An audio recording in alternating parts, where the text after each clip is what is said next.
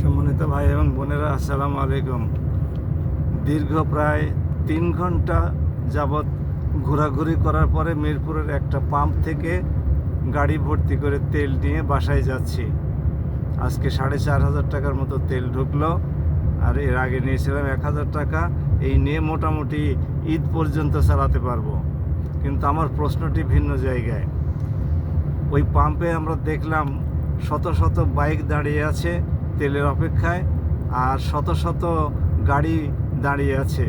আমি তো প্রায় 100টা গাড়ির পিছনে থেকে তারপরে অপেক্ষা করে তেল নিতে সক্ষম হলাম, আলহামদুলিল্লাহ। আমার প্রশ্নটি হলো যে বিএনপি সরকারের এটা কি আরেকটা চমক? আই হ্যাভ এ প্ল্যানের এটা কি একটা অংশ? না শুনে বুড়ি ঢোলের বাড়ি পেলে নাকি আরও বেশি নাচে।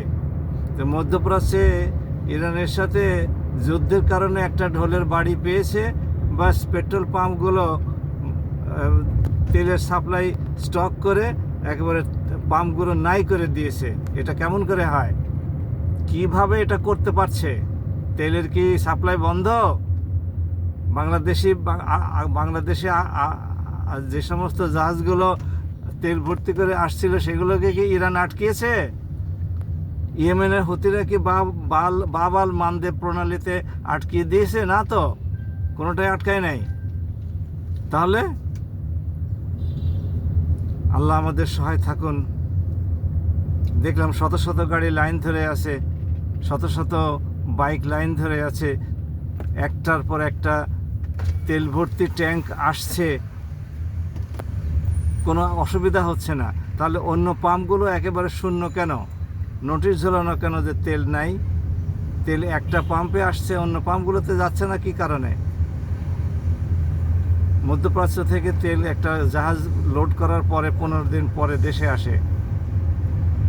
তাহলে যুদ্ধ শুরু হয়েছে 12 দিন আগে। যুদ্ধের পরে এলসি খোলা বন্ধ আছে? মধ্যপ্রাচ্য থেকে তেলের জাহাজ বাংলাদেশমুখী হওয়া কি বন্ধ আছে? তাহলে পরে এই সংকট কৃত্রিমভাবে সৃষ্টি করা হয়েছে।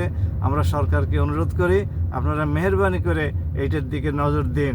সবাই ভালো থাকুন। আসসালামু আলাইকুম ওয়া রাহমাতুল্লাহ।